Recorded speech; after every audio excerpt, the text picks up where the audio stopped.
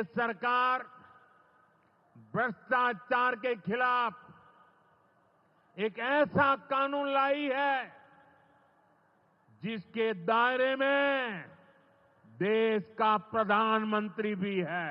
ऐसा सख्त कानून बनाने की तरफ हम आगे बढ़ रहे हैं। बिहार को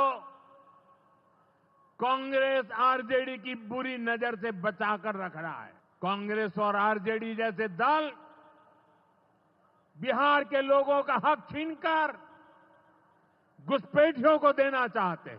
घुसपैठियों को बिहार के युवाओं के रोजगार नहीं छीनने देंगे। हम हर घुसपैठियों को देश से बाहर करके ही रहेंगे। सरकार ने तय किया है कि देश का भविष्य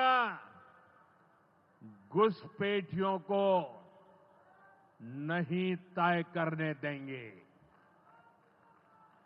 घुसपैठियों को बिहार के युवाओं के रोजगार नहीं छीनने देंगे। जिन सुविधाओं पर भारतीय लोगों का अधिकार है, उस पर घुसपैठियों को डाका नहीं डालने देंगे। इस खतरे से निपटने के लिए मैंने डेमोग्राफी मिशन शुरू करने की बात कही है। बहुत जल्द ये मिशन अपना काम शुरू करेगा। हम हर घुसपैठियों को देश से बाहर करके ही रहेंगे। आप मुझे बताइए, एक घुसपैठियों को निकालना चाहिए कि नहीं निकालना चाहिए? क्या ये घुसपैठिए आपका रोजगार छीन ले आपको मंजूर है? एक घुसपैठिया आपकी जमीन पे कब्जा कर ले आपको मंजूर है? एक घुसपैठिया आपका हक छीन ले आपको मंजूर है? बिहार के आप सभी लोग देश के भीतर बैठे घुसपैठियों के समर्थकों से भी सावधान रहिए। जान जाइए कौन घुसपैठियों के साथ खड़ा है। कांग्रेस और आरजेडी जैसे दल बिहार के लोगों का हक छीनकर घुसपैठियों को देना चाहते हैं। तुष्टीकरण के लिए, वोट बैंक को बढ़ाने के लिए कांग्रेस आरजेडी वाले कुछ भी कर सकते हैं, कितने ही नीचे जा सकते हैं। इसलिए बिहार के लोगों को बहुत सतर्क रहना है। साथियों, हमें हमारे बिहार को कांग्रेस आरजेडी की बुरी नजर से बचाकर रखना है।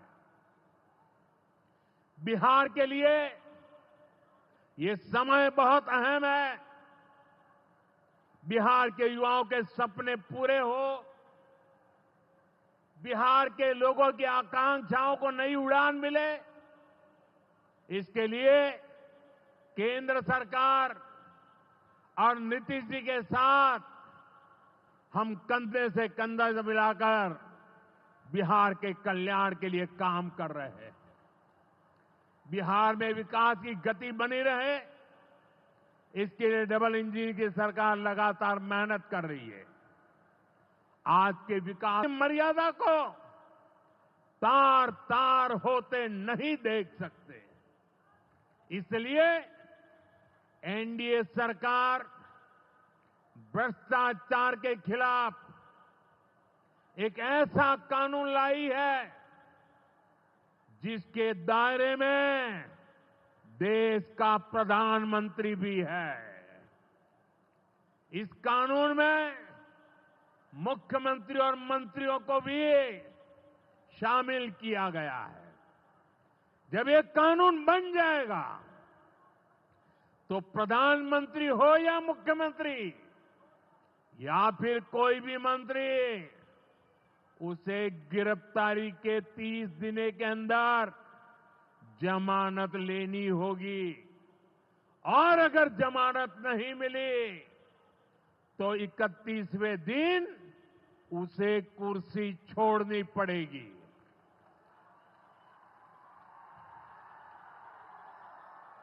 आप कहिए भाइयों, जो जेल जाए उसने कुर्सी छोड़नी चाहिए कि नहीं छोड़नी चाहिए?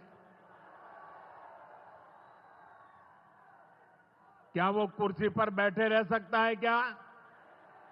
क्या वो सरकारी फाइलों पे साइन कर सकता है क्या? क्या जेल में से कोई सरकार चला सकता है क्या? और इसलिए ऐसा सख्त कानून बनाने की तरफ हम आगे बढ़ रहे हैं। लेकिन साथियों, ये आरजेडी वाले, ये कांग्रेस वाले, ये लेफ्ट वाले इस कानून का विरोध कर रहे हैं। ये बहुत गुस्से में है और कौन नहीं जानता उनको किस बात का डर है। जिसने पाप किया होता है वो अपने पाप को दूसरों से छुपाता है, लेकिन खुद को भीतर से जानता है कि क्या खेल खेला है। इन सब का भी यही हिसाब है। ये आरजेडी और कांग्रेस वाले कोई बेल पर बाहर है, कोई रेल के खेल में अदालत के चक्कर लगा रहा है, और जो जमानत पे बाहर घूम रहे हैं भी आज इस कानून का विरोध कर रहे हैं। इन्हें लगता है कि अगर जेल चले गए तो इनके सारे सपने चकनाचूर हो जाएंगे, और इसलिए सुबह शाम ये लोग मोदी को भांति भांति की गाली दे रहे हैं और इतने बौखलाए हुए हैं कि इस जनहित के कानून का विरोध कर रहे हैं। हमारे राजेंद्र बाबू, बाबा साहब आंबेडकर ने कभी सोचा भी नहीं था, कभी कल्पना भी नहीं की होगी कि सत्ता के भूखे लोग भ्रष्टाचार करेंगे और जेल जाने पर भी कुर्सी से चिपके रहेंगे। लेकिन अब भ्रष्टाचारी जेल भी जाएगा और उसकी कुर्सी भी जाएगी।